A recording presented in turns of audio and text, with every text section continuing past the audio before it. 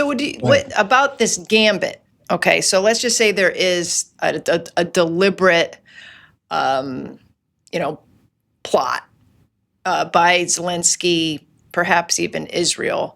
What does it mean? Is it that Zelensky senses that Trump is about to cut aid? There is some legislation or a letter was sent by Congress to Trump very recently, because saying that Trump has said that he's not going to issue the remaining aid that's already been locked in for Ukraine. He's sensing he's losing, Washington on this score. So by him saying, "Hey, we're your real partner. We're the Israel of Europe. We're with you all the way. And guess what? Your enemy is our enemy. And look, your enemy is getting assistance from our enemy." And so, this is the gambit just to keep the United States assistance rolling, but at the risk of escalating the war in ways that maybe they're not anticipating. Because if they're already hitting Iranian ships in the Caspian Sea, what happens next if Iran just says, "Well, screw you. We really don't care because we've been taking hits for 6 months. We're going to send a ballistic missile your way, Mr. Zelensky." And then God knows where that hits if it doesn't hit its mark. Right.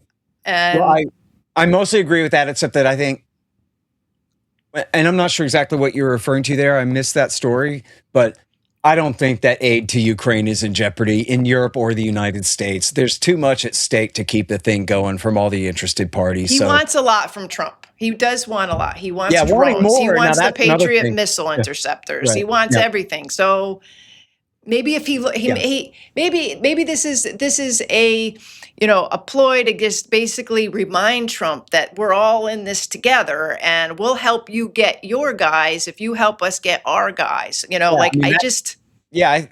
other words, the second part of what you're saying about the risk of escalation, I think that's the point itself, is to really try to make it two fronts in one war and try to get Trump to see it that way. Now, is he that easy to manipulate? We don't know. He ought to be able to see what they're doing here.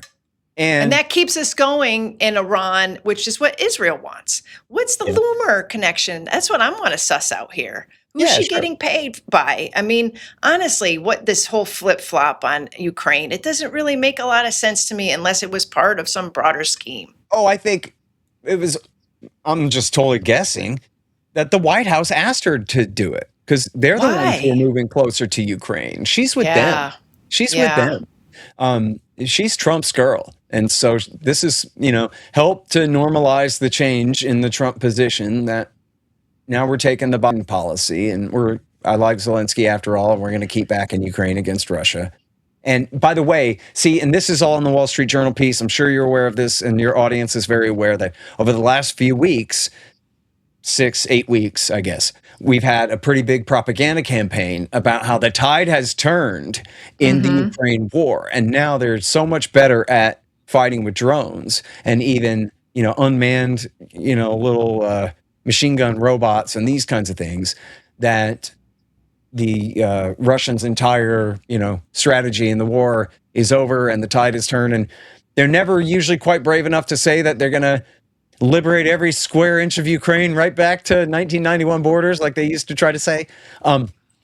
But they do seem to think that the momentum now is with Zelensky. And I think there's some truth to advances in, the stories of Ukrainian advances in drones, at least in terms of quantities that they're able to turn out.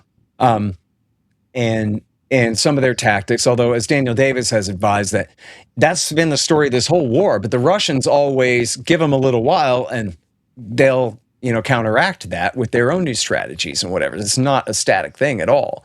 But the point is that it's just enough. And, you remember this from the 2023 escalation, failed escalation in the South.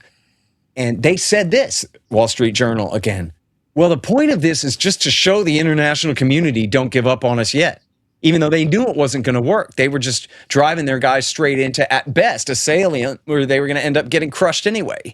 But at least it would give the Allies a reason to say, well, they still got some fight in them, so we have to keep the thing going. And so it's the same kind of thing here. You have some advances in drones, but then you have a major advance in public relations. We need everybody beat this drum. Everything's changed. The drones have changed everything now, and so now there's something to believe in on the Ukrainian side, so go for it. Fareed Zakaria had a piece in the New York Times about this too. And, you know, there's a lot of missing parts of their argument. It's just, that's right. You know, it's going to work now. It wasn't before. I think it was Larry Johnson said on my show, you find me one person who's saying now that the tide is turning, whoever admitted before that the tide had been with the Russians until now. Show me one of those, and then I'll start entertaining your argument.